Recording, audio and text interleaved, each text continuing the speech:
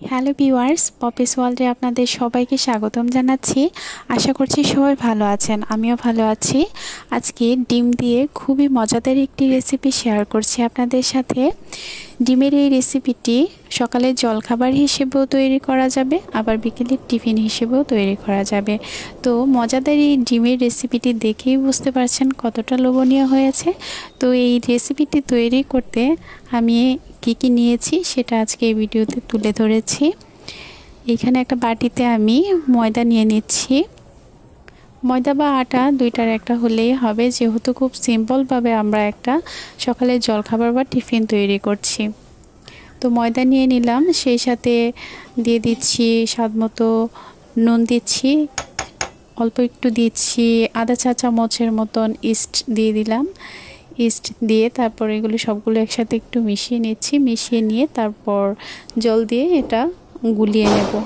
ইস্টের গুঁড়া ছাড়াও এই রেসিপিটি তৈরি করা যাবে, যেহেতু সিম্পল একটা আমরা হাতের নাগালের মশলা দিয়ে মজাদার এই রেসিপিটি তৈরি করছি। আজকের এই রেসিপিটি অনেকটা দেখতে পিৎজার মতো হয়েছে। ময়দার গোলাটা ঠিক এরকম হয়েছে, আপনারা নিশ্চয়ই দেখে বুঝতে পারছেন।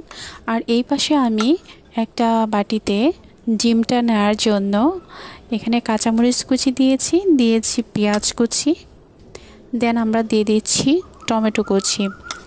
ডিমের অমলেট মামলেট যেটাই তৈরি করার জন্য যে উপকরণগুলো লাগে, আজকে আমি ঠিক ওরকমভাবেই একটা রেসিপি তৈরি করার চেষ্টা করছি। স্বাদ মতো একটু নুন দিয়ে দিলাম। নুন দিয়ে সবগুলো উপকরণ একসাথে আমি একটু মিশিয়ে নিচ্ছি। দেন আমরা ডিম দিয়ে দেব। আজকের এই রেসিপিটি আমি একটা ডিম দিয়ে তৈরি করছি। দিয়ে দিলাম ডিমটা, দেখতে খুবই সুন্দর লাগছে, খেতেও ভীষণ ভালো হয়েছে। সবগুলো উপকরণ ডিমের সাথে মিশিয়ে নিচ্ছি। টমেটো আর পেঁয়াজগুলো আমি ছোট ছোট টুকরো করে দিয়েছি, কুচি করে দিইনি। আর কাঁচামরিচ তো জেনারেল যেভাবে দেওয়া হয় ঠিক ওইভাবেই দিয়েছি। আজকের এই রেসিপিটি করতে আমি 3টা কাঁচামরিচ ইউজ করেছি, আর একটা পেঁয়াজ আর ছোট সাইজের একটি টমেটো দিয়ে সবগুলো একসাথে মিশিয়ে নিয়েছি। আর এই পাশে আমি একটা ফ্রাই প্যানে হালকা একটু তেল দিয়ে নিয়েছি। তেল দিয়ে ব্রাশ করে নেওয়ার পরে যেই ময়দার ডোটা আমি তৈরি করেছি সেটা আমি একটু হাত দিয়ে খুব সুন্দর করে একটা রুটির মতো করে নিয়েছি। রুটিটা আমি ঠিক এমনভাবেই দিয়েছি যাতে করে ডিমটা আমি দিলে যাতে করে ডিমটা ছড়িয়ে ছিটিয়ে না যায়। ডিমটা দেওয়াতে খুব সুন্দর দেখাচ্ছে কালার কম্বিনেশনটা। এই রেসিপিটি খেতে খুবই ভালো লাগবে। এটা একটু টমেটো সস দিয়েও খাওয়া যাবে, যেহেতু এটা দেখতে অনেকটা পিৎজার মতো, লাইক পিৎজার মতো। তবে মজার ব্যাপার হচ্ছে পিৎজার রুটিটা একটু নরম থাকে আর এটা একটু শক্ত হবে আর কি, ক্রিসপি হবে। তো এই যে আমার ডিমটাও দেওয়া হয়ে গেছে রুটিটার মাঝখানে, আমি চুলাতে বসিয়ে দেব এবং 5 মিনিটের মতো ঢাকনি দিয়ে আমি এটা ঢেকে রাখবো। জাস্ট 5 মিনিটেই হয়ে যাবে, যেহেতু রুটিটা আমার পাতলা পাতলা করে ছড়িয়ে দিয়েছি এবং ডিমটা হতে তো বেশি সময় লাগে না। এই যে আমি 5 মিনিট পর নামিয়ে নিয়েছি, অনেকটা এরকম হয়েছে। মজাদার এই রেসিপিটি কার কার পছন্দ হয়েছে বা কে কে এটা ট্রাই করেছেন তা কমেন্ট করে অবশ্যই জানাবেন। আজকে এই মজাদার এই রেসিপিটি আমরা সবাই একটু এনজয় করে খাবো। একটা ছুরির সাহায্যে আমি এটা একটু কেটে নিচ্ছি।